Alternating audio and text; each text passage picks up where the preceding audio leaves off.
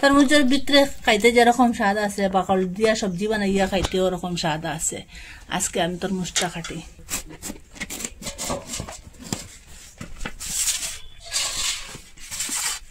দেখো তরমুজটার ভিতরটা আমি ওরকম আগলাই কাটিয়া।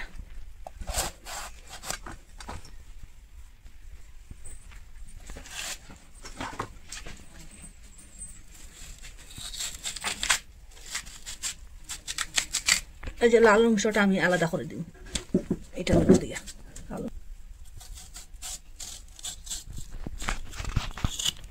ওরকম আলাদা করিয়া এটা খাইলিবা। এটা সবজি বানাইয়া খাওয়া হবে।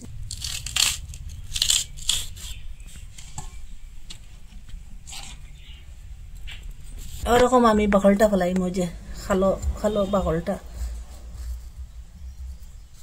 ওরকম ফেলাই। এটা আমি বাকল ফেলাইয়া সবটা দই লিছি সুন্দর করিয়া। আমি ওরকম করবো, ওরকম করিয়া ওরকম সাইজের কাটিম আমি।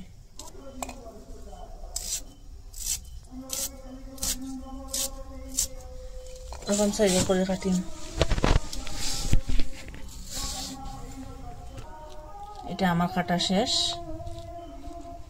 এটা সঙ্গে আমি আরো টমেটো কাটিছি, পেঁয়াজ কাটিছি, এইখানে রসুন কাটিছি, কাঁচামরিচ কাটিছি। কড়াইটা গরম হয়েছে, এখন আমি তেল দিয়ে দিই। গোটা জিরা দিয়ে দিছি, আমার সব দিয়ে দিছি,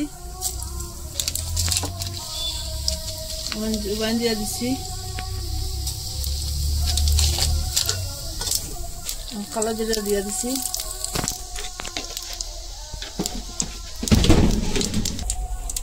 তেজপাতা দিয়ে দিছি, রসুনটাও দিলাম,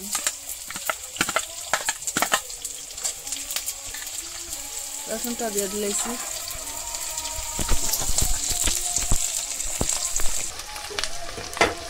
কাঁচামরিচটা দিয়ে দিন।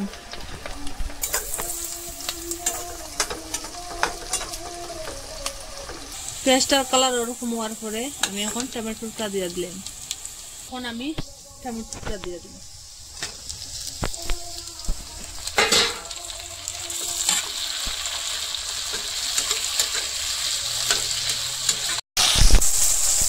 টমেটোটা ওরকম সিদ্ধ হওয়ার পরে এখন আমি এই সবজিটা দিয়ে দিলাম।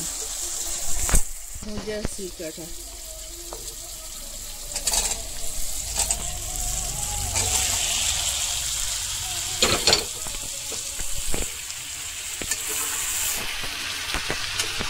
এখন দিয়ে দিচ্ছি মরিচ গুঁড়া, দিয়ে দিব হলুদ গুঁড়া, গুঁড়া রাখলাম। এটা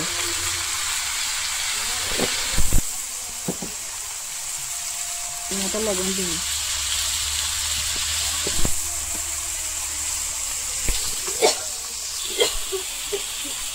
আজকে দেখুন আমি তরমুজের ছিলকা দিয়ে একটা সুন্দর সবজি বানাচ্ছি। খাইতেও খুব ভালো, স্বাদও, দেখতেও সুন্দর। এটার মধ্যে আর একটা জিনিস অ্যাড করবো। ততক্ষণ এটা এদিকে সিদ্ধ হইতে থাকবো, আমি আগুনটা মধ্যম করিয়া রাখবো।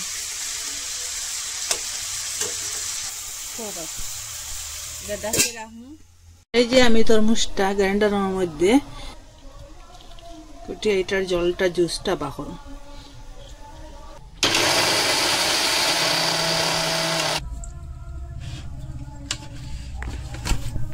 জুসটা ওরকম আমি একটা চাকনির সাহায্যে চাকিম।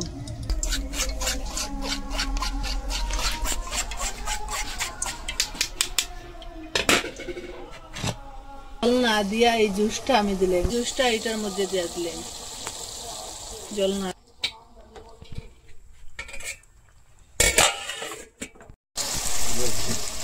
আজকে তরমুজের ছিলকা দিয়া কত সুন্দর একটা সবজি হয়েছে, খাইতেও স্বাদ, দেখতেও সুন্দর। এটার মধ্যে আমি এখন নাগাডুলের পাতাটা দিয়ে দিই, এটা সেন্ট প্রচুর আছে।